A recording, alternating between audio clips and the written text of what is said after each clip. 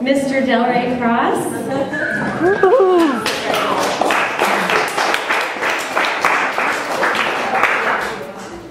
Thank you. I'm very pleased to be here. I'm going to read a few things. I'm going to be anachronistic, and so I'll start with being snarky with that, which I hope is kind of anachronistic for me, but maybe not so much these days. Is this our way to be alone? I dare say a day or so of silence from you is an unmitigated joy. It's several sheer pages of unmodeled clarity, a remedy for this year and next.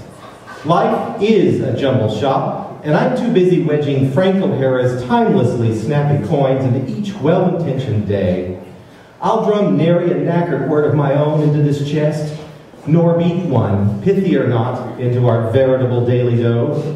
Why worry a jot over kleptomaniacal tendencies?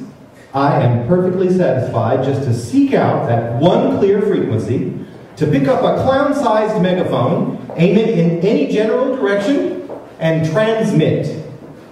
I do reckon there are occasional incidental problems around which to maneuver, but there's clearly no need to reinvent the all-glorious antenna. I did have my mind on this one thing, though, that really needs to get fixed. But while said slipshod mind cozily drifts off into something like eloquence, watch closely as the rest of me resoundingly remains a fully functional and beneficent instrument of conveyance. Meantime, how'd you careen so magnificently, so sublimely out of control? I do seem to recall some vague gesture for direction, an ever-softening motion toward relevance. But I've had a few kooky dreams since that I could have just mixed it all in with. Not to mention, I'm as down with love as either of us could ever hope to be. So cut out that racket. I'll be damned if you'll catch me screwing with my pitch-perfect reception. This poem's title is a quote from George Stanley, "Take refuge in a long poem." Buzz saw in the distance the noise of the backup drive picking up each new word, downloading pictures from a cruise to Mexico, distracting myself from writing by tidying up the place. Ing, ing, ing. The crack along the side of the cylinder, mostly empty container of blank recordable compact discs, 700 megabytes.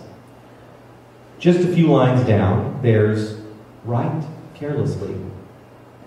Hadn't read that when I first began, but how true it is. Thinking, hopefully erroneously, in just some way, how this can't work. This poem fits nicely onto one page, but then there are 945 others that do the same. Then, how repetition.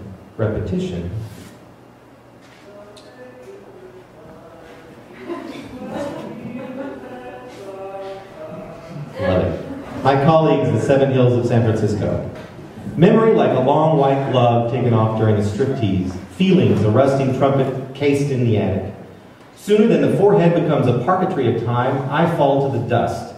Exhaustion is actually subtle, comes faster with stability. Shake things up and life is a joyride, but where did it go? Tranquil jonquils on the veranda.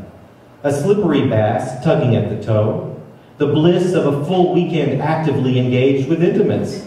Sensory overload, friendship done enough to eat, an almond tart at a newly encountered bakery. I love this city. I fall in love often. Today, again, with the man of my heart.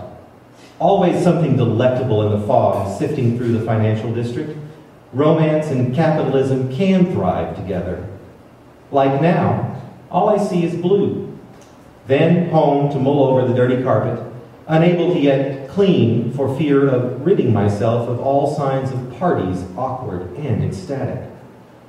Laundry instead, a few poems, conjuries to this and that, a tribute to all things remembered and forgotten. And this one starts, this is the final one, starts with a quote from Stephanie Young. "The self's weakest self funnels batter as quickly as it can into chaos.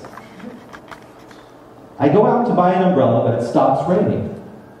I chance the rest of the weekend without one. Why fear wetness? People important don't use umbrellas. At some point, it is important to tamp one's conversations with oneself and release those words on actual people. The word I keep using is engagement. Engagement has become my important word.